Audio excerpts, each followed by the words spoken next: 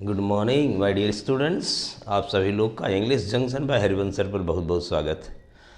मेरे प्यारे विद्यार्थियों, आप सब लोग अपनी परीक्षा की तैयारी में बड़े मन लगाकर ज़ोर शोर से लगे होंगे और उतने ही ज़ोर शोर से मैं आप लोग के लिए कुछ न कुछ नया देने के लिए लगा हूँ। तो आइए चलते हैं एक नई कड़ी के साथ जिसका नाम है syntax how to spot the error को कैसे पता करें। एक सेंटेंस अगर दिया जाए, एग्जाम में अगर कोई सेंटेंस आता है तो आप किस तरह से देखेंगे सेंटेंस में एरर कहाँ है, उसका नेचर ऑफ मिस्टेक्स क्या है, किस तरह से पता करते हैं। तो आइए चलते हैं। एक सेंटेंस देखिए लिखा हुआ, sentence number 1, no sooner he saw the police than he ran away. इस सेंटेंस में देख रहे होंगे तो नो सूनर ही सा, जैसे ही उसने देखा किसको, द पुलिस को, दैन ही रैन अवे, वह तुरंत भाग गया। पुलिस को देखते ही वह भाग गया। सेंटेंस देखने से लग रहा है कि बिल्कुल सही है, सेंटेंस में कोई एरर नहीं है। लेकिन मेरे प्यारे बच्चों याद कर लीजिए, जैसे ही कोई सेंटेंस नो सूनर, इससे कोई सेंटेंस अगर शुरू हो रहा हो नो सूनर से, तो वाक्य हमेशा इन्वर्जन का रूप लेता है। यह सेंटेंस क्या रहेगा, इन्वर्जन के रूप में। ये जो हो जाएगा नो सूनर से, जैसे ही कोई सेंटेंस शुरू होगा वहाँ इन्वर्जन का नियम लागू हो जाता है। तो इन्वर्जन क्या होता है, हेल्पिंग वर्ब प्लस सब्जेक्ट, यानी जो सब्जेक्ट होता है उसके पहले हेल्पिंग वर्ब या मेन वर्ब। दो तरह का इन्वर्जन होता है, एक होता है पार्शियल इन्वर्जन, एक होता है कंप्लीट इन्वर्जन। पार्शियल इन्वर्जन जो होता है वहाँ पे हेल्पिंग वर्ब लगाते हैं पहले हेल्प सब्जेक्ट के। अगर ये कंप्लीट इन्वर्जन होता है, फुल इन्वर्जन होता है, तो सब्जेक्ट के पहले हम वर्ब का प्रयोग करते हैं। तो आइए चलते हैं इसमें देखते हैं कहाँ गलती हुई है। नो सूनर के तुरंत बाद ये सब्जेक्ट आ गया है। इस सब्जेक्ट के पहले हमको क्या चाहिए, यहाँ पे हेल्पिंग वर्ब। हेल्पिंग वर्ब तो लगा ही नहीं है, तो यहाँ होना चाहिए, ये सा क्या है, सेकेंड फॉर्म है, तो ये होना चाहिए डिड, और सा का सेकेंड फॉर्म ना हो करके यहाँ पे फर्स्ट फॉर्म हो जाएगा। No sooner did he see the police than he ran away. इसी पर आधारित क्या क्या और एरर आते हैं। जैसे ही आपको नो सूनर दिखाई देगा सेंटेंस में मेरे प्यारे बच्चों, आप उसमें पहले ध्यान देंगे कि इन्वर्जन आएगा, और इन्वर्जन के बाद जो कंजंक्शन आएगा, कंजंक्शन हमेशा THAN रहेगा। अगर THAN कंजंक्शन नहीं है तो ये वाक्य तब भी गलत होता है। तो यहाँ तो दैन लगा हुआ है, तो ये सेंटेंस यहाँ पे दैन तक सही है, लेकिन एरर कहाँ था आपका, पार्ट ए में।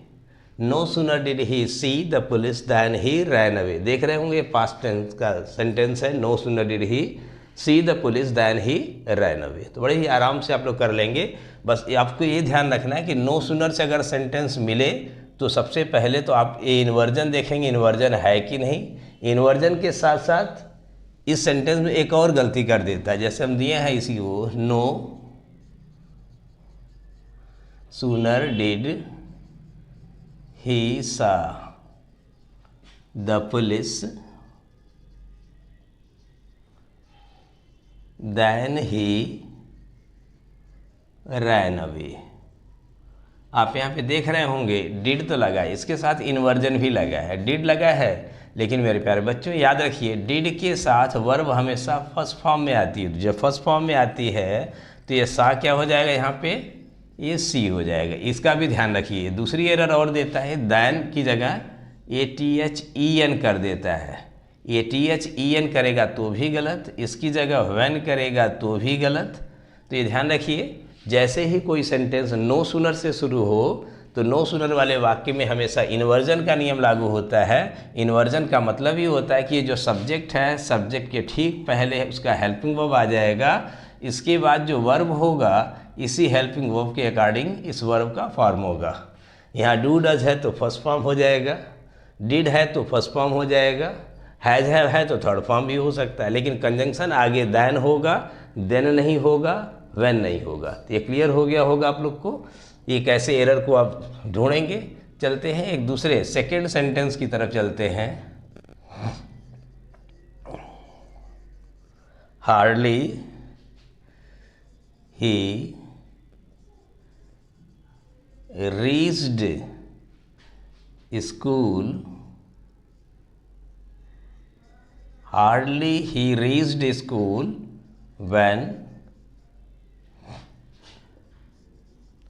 The bell wrong.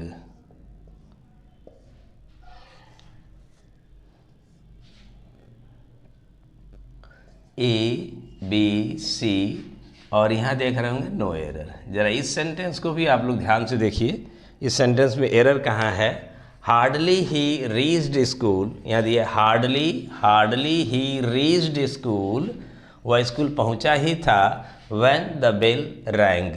जैसे ही कोई सेंटेंस देखिए हार्डली से शुरू हो तो उसके साथ कंजंक्शन व्हेन आता है, या एक और कंजंक्शन आता है बिफोर। हार्डली के साथ व्हेन आता है या बिफोर आता है, तो व्हेन या बिफोर तो यहाँ आया हुआ है, व्हेन दिया है, तो इसलिए यहाँ पर तो कोई गलती नहीं है। आगे सिंपल पास्ट बिफोर के बाद हमेशा होता है सिंपल पास्ट, ये भी दिया है मेरे प्यारे बच्चों, देख रहे होंगे। व्हेन या बिफोर के बाद सिंपल पास्ट दिया तो वेल रैंग, ये जो दिया सेकेंड फॉर्म दिया हुआ है, तो ये भी सही है। लेकिन इसके पहले का वाक्य हमेशा होता है पास्ट परफेक्ट टेंस में। पास्ट परफेक्ट का मतलब होता है कि हैड प्लस V3, और जैसे ही ये हार्डली या स्कार्सली से भी वाक्य अगर शुरू हो रहा हो तो यहाँ पर भी इन्वर्जन का नियम लागू होगा। इसका मतलब इस जो ही है, ही के पहले हेल्पिंग वर्ब आ जाएगा, तो हैड कहाँ आ जाएगा यहाँ पर, बाकी सब सही हो जाएगा। यहाँ पे रीच्ड ए थर्ड फॉर्म हो जाएगा। Hardly had he reached school when the bell rang, वह स्कूल पहुंचा ही था कि घंटी बज गई। तो अब इस सेंटेंस में एरर कहाँ था, पार्ट ए में। तो इस तरह से इन्वर्जन वाले नियम को भी कायदे से पढ़िए, एक एक करके रटते रहिए, देखते रहिए, नियम को बड़े ही आराम से पढ़िए, एकदम इजीली आपको सब कुछ समझ में आ जाएगा। बशर्ते आपको इसका जितने काम हैं एक एक करके करते रहना है, एक एक पार्ट को पढ़ते रहना है। तीसरे पे चलते हैं अभी हम, जो थर्ड पार्ट एरर हम कैसे ढूंढेंगे। जैसे दिया है we should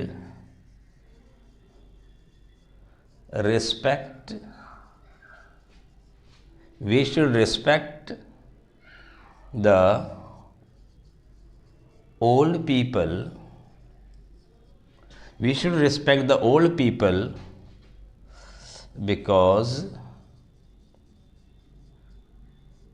they are our assets.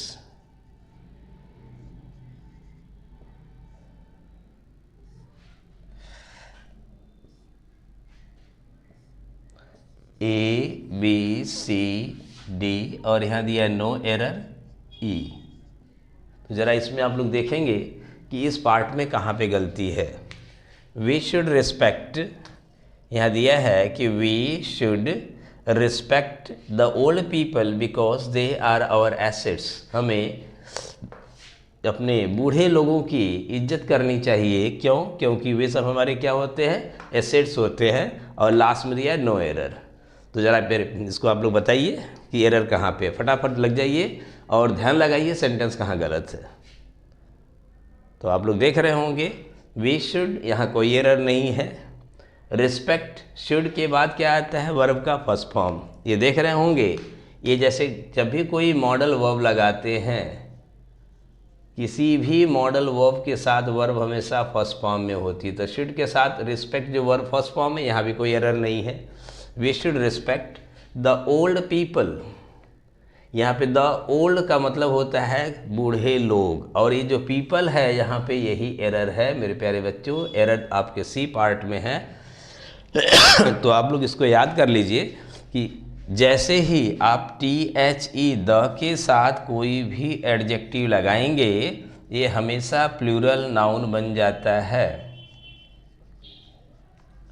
ये याद रखिए, किसी भी नाउन के साथ जैसे ही हम द का प्रयोग करते हैं, यह प्लूरल नाउन बन जाता है और पूरी जाति, पूरी कम्युनिटी को बताने लगता है। इसलिए इसके साथ फिर से पीपल का प्रयोग नहीं होता है। द ओल्ड माने हो गया बूढ़े लोग, इसलिए इसके साथ जो है प्लूरल नाउन है तो प्लूरल वर्ब भी होगा।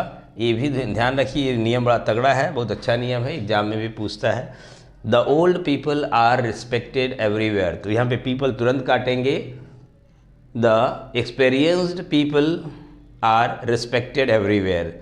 द एक्सपीरियंस तो ठीक है, लेकिन पीपल जो लगे वो गलत हो गया। तो हमेशा याद रखें कि जैसे ही किसी एडजेक्टिव के साथ द लगा हो तो पूरी जाति, पूरी कम्युनिटी को बताता है, और यह जो पूरी कम्युनिटी को बताएगा, इसकी वजह से इसके साथ आप प्लूरल वर्ब लगाएंगे। और इनके साथ पीपल का प्रयोग बिल्कुल ना करें। 2-3 चीज़ का ध्यान रखें। जैसे दिया है द पुअर, पुअर देख रहे होंगे ये एडजेक्टिव है। पुअर यहाँ पर ए एडजेक्टिव है और उस एडजेक्टिव के साथ हमने क्या लगाया है द, तो हो गया पुअर पीपल, गरीब, यहाँ पे लोग, सभी गरीब लोग, ये हो गया। इसका अर्थ है गरीब लोग। अब यहाँ पे आप कभी फिर से लोग के लिए पीपल ना जोड़ दें, इसको कभी भी पुअर्स ना करें, पुअर पीपल ना करें, वरना ये गलत हो जाएगा। तो द पुअर एनफ है, काफ़ी पर्याप्त है, सही है। तो आप याद रखें the poor are helpless, the poor are not beggars, the rich are proud, धनी लोग घमंडी हो, द रिच पीपल आर नहीं कर सकते। तो इसको सभी लोग स्क्रीनशॉट ले लीजिए, जल्दी से पूरा स्क्रीनशॉट ले लीजिए या इसको नोट कर लीजिए। नोट करने में समय लगे तो इसको पूरा स्क्रीनशॉट ले लीजिए और तुरंत जो है अगले पॉइंट की तरफ मूव कर दे। स्क्रीनशॉट ले लीजिए, तब तक रेस्ट ले रहे हैं।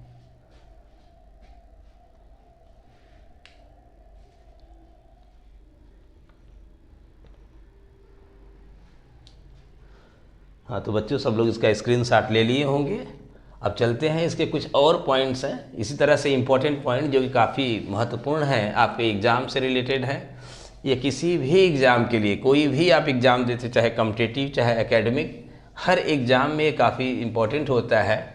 इसलिए आप लोग इसको मन लगाकर एक एक करके अच्छे से पढ़ें, जिससे कि आपको कभी फिर से डाउट ना हो। ये क्वेश्चन नंबर ये जो 4th है आपका, ये 4th किस तरह से एरर देखेंगे हम। They had no chair to sit, therefore they went away। यहाँ पे नो एरर आपका है। ये देख रहे होंगे they had no chair, A, B, C, D और E, ये दिया हुआ है ABCDE। जरा आप लोग इसको एरर को ढूंढिए। They had no chair to sit, therefore they went away. अब आप लोग इसमें एरर को पता करें, फटाक से फटाफट ढूंढें। आप लोग अपना अपना दिमाग का इस्तेमाल करें, देखते हैं किसको आ रहा है, तो लगे रहिए। हाँ, तो आप लोग देख रहे होंगे कहाँ पे एरर है। दे हैड नो चेयर, उन लोग के पास कोई चेयर नहीं थी, किसके लिए नहीं, टू सिट, बैठने के लिए। तो ये याद कर लीजिए आप लोग, जैसे ही कोई सेंटेंस ये इन्फिनेटिव से ख़त्म हो, आगे देयरफॉर दे वेंट अवे इसीलिए गए थे, अगला सेंटेंस है, लेकिन ये सेंटेंस यहाँ पे ख़त्म हो रहा है। दे हैड नो चेयर, किस लिए, बैठने के लिए। तो टू सिट, और सिट के बाद जैसे ही चेयर अगर आए तो हम क्या लगाते हैं, ऑन। तो यहाँ पे एरर, यहाँ पे आपका सी है। They had no chair to sit on, therefore they went away. उनके पास बैठने के लिए चेयर नहीं थी, इसीलिए वे लोग चले गए। तो ये ध्यान रखेंगे कि जैसे ही ये 2 + V1 अगर सेंटेंस के अंत में आए तो इसका प्रेपोजिशन जरूर लगा लेते हैं। 2 + V1 क्या होता है, इन्फिनिटिव होता है। ये इन्फिनिटिव से जैसे ही कोई सेंटेंस एंड हो तो इसका प्रेपोजिशन आप लगाएंगे, वरना आपका वाक्य जो है गलत हो जाएगा। जैसे अगर हम कहें I have no pen to write, मेरे पास कलम नहीं है लिखने के लिए। देखिए टू राइट से सेंटेंस खत्म हो गया, तो राइट के बाद अगर पेन आ जाएगा तो क्या लगाते हैं, विथ। तो यहाँ पे क्या छूटा हुआ था, with. I have no pen to write with, मेरे पास लिखने के लिए कलम नहीं है। He has no house to live in, जैसे कहें he has no house to live. अब लिव के बाद मेरे प्यारे बच्चों देखेंगे, जैसे ही हाउस का प्रयोग अगर यहाँ करेंगे तो यहाँ पे हम इन का प्रयोग जरूर करेंगे। अगर देखेंगे कि 2 + V1 से कोई सेंटेंस का अंत हो रहा है, कोई सेंटेंस के किसी भी सेंटेंस के अंत में अगर 2 + V1 आया हो और वह अपने पहले आए हुए नाउन के साथ अगर कोई प्रेपोजिशन लेता है तो ज़रूर लगाया करिए, वरना सेंटेंस गलत हो जाएगा। तो देख रहे होंगे चौथा आपका बड़ा आसान था, कर लिए होंगे। अब चलते हैं 5th की तरफ।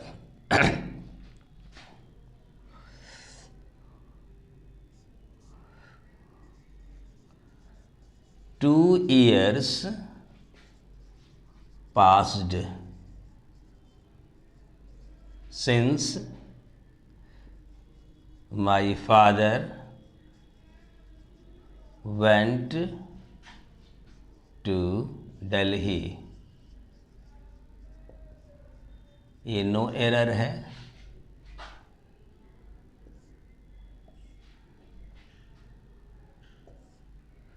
ABCD और यहाँ पे E है आपका ए पार्ट, इसको आप लोग देखें ध्यान से। सॉरी, इसके एरर को जरा आप लोग ढूंढें क्या है कि 2 years passed since my father went to Delhi। 2 साल बीत गए जब से मेरे पिताजी दिल्ली गए हैं। तो ज़रा इसमें एरर आप लोग ढूंढ के बताएं फट से कहाँ पे है। फटाफट लग जाइए, आप लोग सब लोग कर लेंगे। तो देखते हैं कितने लोग कर पा रहे हैं।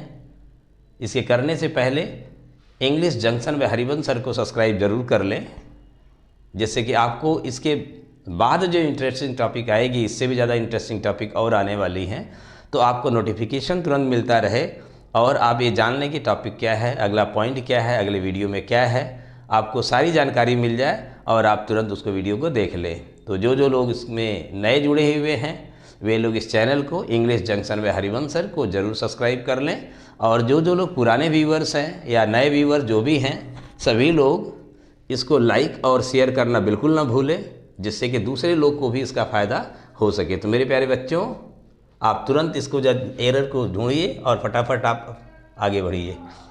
तो देख रहे होंगे 2 years है पास, तो आप लोग को मिल गया होगा एरर। अभी नहीं ढूंढिए फटाफट, देखिए कहाँ ढूंढते हैं आप लोग, किस जगह एरर है। चलिए अभी बता देते हैं आप लोग को। यहाँ दिया हुआ है 2 years है पास्ड सिंस। ये जो वर्ड सिंस है, सिंस का मतलब होता है तब से लेकर अब तक।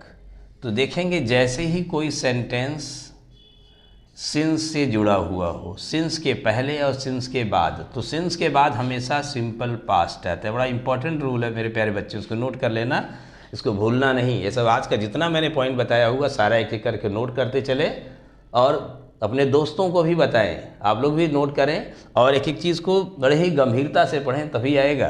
देखिए सिंस के बाद सिंपल पास्ट हमेशा आता है, ये याद रखिए। जैसे सिंस 1947, सिंस मंडे, तो बीता हुआ समय आता है, सिंपल पास्ट आएगा। सिंस के बाद हमेशा सिंपल पास्ट, इसके पहले हमेशा प्रेजेंट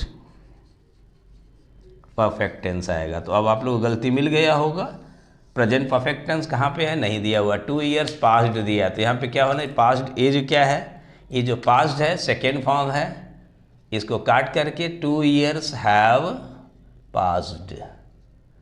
2 years है passed since my father went to Delhi. तो याद रखिएगा, जैसे ही सिंस से कोई वाक्य जुड़ा हो, सिंस के बाद हमेशा सिंपल पास्ट और सिंस के पहले हमेशा पास्ट परफेक्ट। एक तो ये होता है, दूसरा एक और होता है, इट इज प्लस टाइम देता है। इट इज़ 5 years, ये टाइम होता है, प्लस यहाँ पे सिंस होता है, उसके बाद फिर से सिंपल पास्ट आ जाता है। तो ये याद रखिए, ये बड़ा इंपॉर्टेंट रूल है, इसको भी आप लोग नोट कर लें कि कैसे एरर को ढूंढेंगे। फटाफट नोट करिए और एक एक चीज़ को बड़े ही गंभीरता से लेकर के पढ़ें। और बार बार आप लोग से कहते हैं कि जितने लोग हमसे जुड़े हुए हैं इस चैनल को सब्सक्राइब जरूर करें, इंग्लिश जंक्शन में हरिवंश सर को, जिससे आपका इससे फ़ायदा हो। क्योंकि मैं हमेशा अपने विद्यार्थियों के लिए ही लगा रहता हूँ कि चाहे जो भी हो, मेरे विद्यार्थी सफल हों। जब सफल होंगे तभी हम सफल होंगे, हमारे विद्यार्थी जब आगे बढ़ेंगे तभी हम आगे बढ़ेंगे। तो आप लोग लगे रहिए और चैनल को सब्सक्राइब करने के साथ साथ इसको लाइक और शेयर करना बिल्कुल ना भूलें। तब तक के लिए विदा लेते हैं और नेक्स्ट पार्ट का इंतज़ार करते रहिए। ये भी है, बड़ा ही इंपॉर्टेंट पार्ट आने वाला है। तब तक के लिए ऑल द बेस्ट।